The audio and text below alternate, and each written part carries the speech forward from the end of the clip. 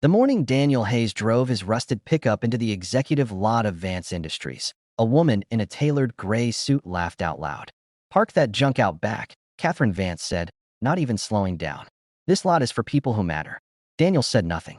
He simply nodded, turned the truck around, and parked it exactly where she pointed, beside the dumpsters, in the shadow of the $80 million company he quietly owned.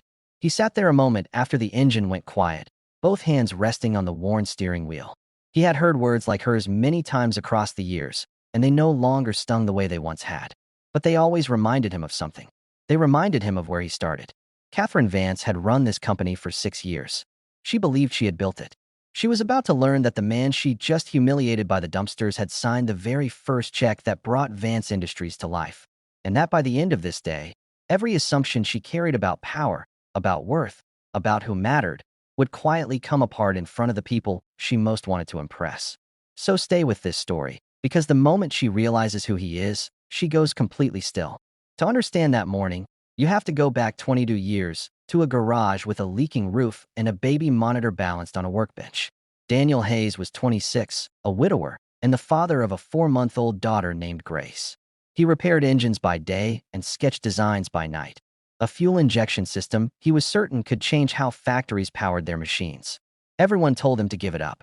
A single father with grease under his fingernails was not the kind of man who reshaped industries. There were nights that tested him.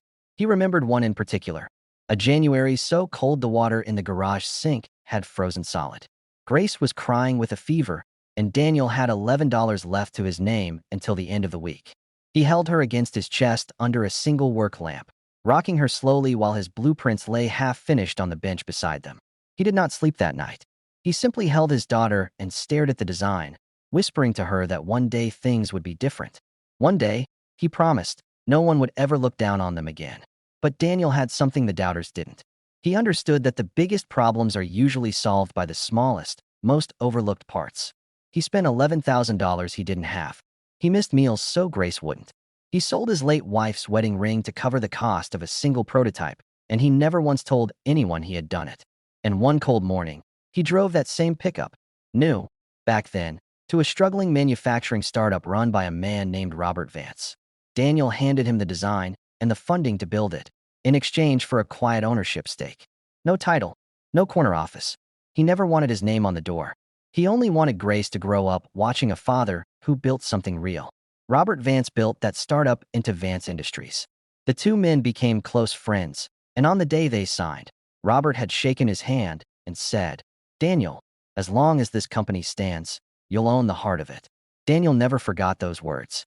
And when Robert passed, the company went to his daughter, Catherine, who had never once been told the name of the silent partner who made the first dollar possible. That morning, Vance Industries was hosting its biggest day in years, a signing ceremony with Meridian Global, a deal worth $200 million. Catherine had invited investors, board members, and 3 rows of press. She had spent weeks preparing. This deal, she believed, would finally make her name in the industry the way her father's had been made before her. When Daniel walked through the glass doors in his work jacket, a security guard moved to stop him. "Deliveries are around the back," the guard said. Catherine turned, saw the same man from the parking lot, and let out a thin laugh that carried across the marble floor. "You again." She folded her arms. "Sir, I don't know who let you in, but this is a private event for serious people. Not for whatever you're selling out of that truck." A few executives chuckled. One investor looked away, embarrassed for the old man in the jacket. Daniel met her eyes, calm as still water. "I'm not selling anything," he said quietly. "I came to see how the company's doing." Catherine smiled the way powerful people smile at things they find beneath them. "It's doing wonderfully. Now please, wait outside." Daniel did not argue. He stepped back toward the wall near the door, folded his hands, and waited. He had learned long ago that the truth never needs to raise its voice. It only needs to wait for the right moment. But the real storm was only just beginning. The Meridian delegation arrived led by their chairman, a sharp-eyed man named Harold Bishop. The contracts were laid out. Pins were uncapped. Cameras lifted. And then Bishop paused, scanning the room. "Before we sign," he said, "Meridian has one condition. We require sign-off from the majority ownership of Vance Industries. Our legal team flagged that controlling interest has never been held by the Vance family. It belongs to a private holding, Hayes Trust." The room went quiet. Catherine's smile flickered. "That's a clerical error. she said quickly. I am the majority owner. My father built this company. Bishop slid a document across the table. Your father built it with founding capital and the core patent, the fuel injection system every one of your factories runs on. Both were provided by the same individual.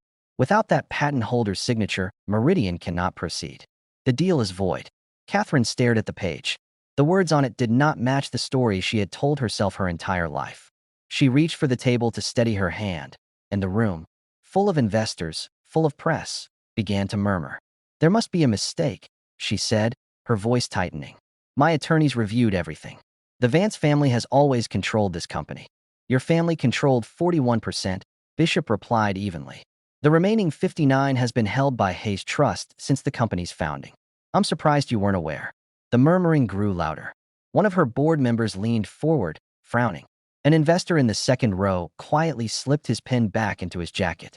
Catherine could feel the day she had planned for weeks slipping out of her hands, and she did the only thing she could think to do. Then we'll find him, she said, her voice rising. Who is it? Get legal on the phone. I want this Hayes Trust contact in the next 10 minutes. I am not letting this deal collapse in front of everyone. And from the back of the room, near the door where security had told him to wait, a calm voice answered. You don't need 10 minutes, Daniel said. You just need to ask the man you sent to park by the dumpsters. Every head in the room turned. Catherine's lips parted, but no sound came out. Daniel walked to the head of the table. The crowd parted for him without quite understanding why.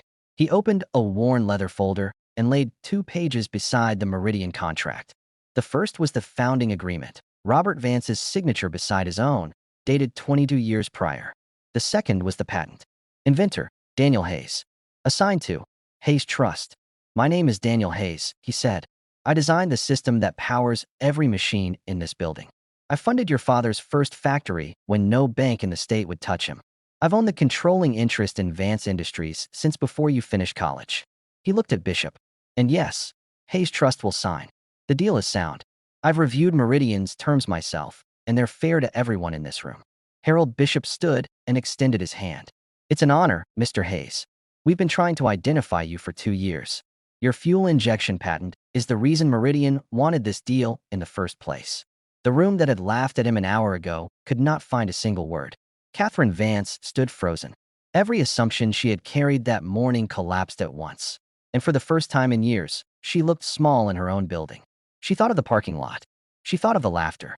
She thought of the words people who matter, and she felt them turn cold in her chest. Mr. Hayes, she said, and her voice was barely above a whisper. I owe you an apology. I judged you by your truck and your jacket. I'm ashamed of what I said. Daniel studied her for a long moment. He was not angry. He had never been angry. He simply looked at her the way a man looks at someone he hopes might still learn something. My truck is 22 years old, he said gently. It's the same one I drove the morning I signed the check that started all of this. I keep it because it reminds me of who I was when I had nothing but an idea and a daughter to feed. He paused. Your father once told me that the measure of a person isn't what they own. It's how they treat the people they think can do nothing for them. He let the words settle. Money changed my account, Catherine. I never let it change me. That's the difference. Catherine lowered her eyes. For the first time, she had no answer. Daniel turned to the Meridian contract, uncapped a simple pen from his jacket pocket, the same pen he had carried for 20 years, and signed his name at the bottom. The deal that had nearly collapsed was alive again, and the entire room exhaled at once. Catherine signed beside him that afternoon. The deal closed, and from that day forward, she never again decided a person's worth by what they drove or what they wore. She kept a copy of the founding agreement in her office, framed, where she would see it every morning, a reminder of the day she nearly lost everything because she could not see past a rusted truck. Because the most powerful person in the room is rarely the loudest. Sometimes it's the quiet one by the door, the one who learned long ago that real worth is built in silence and never needs to announce itself. If this story touched your heart, don't forget to subscribe to the channel, like this video, share it with someone who needs to hear it, and leave a comment below. What do you think the CEO felt the moment she realized who he really was? Your opinion matters. I'd love to hear your thoughts.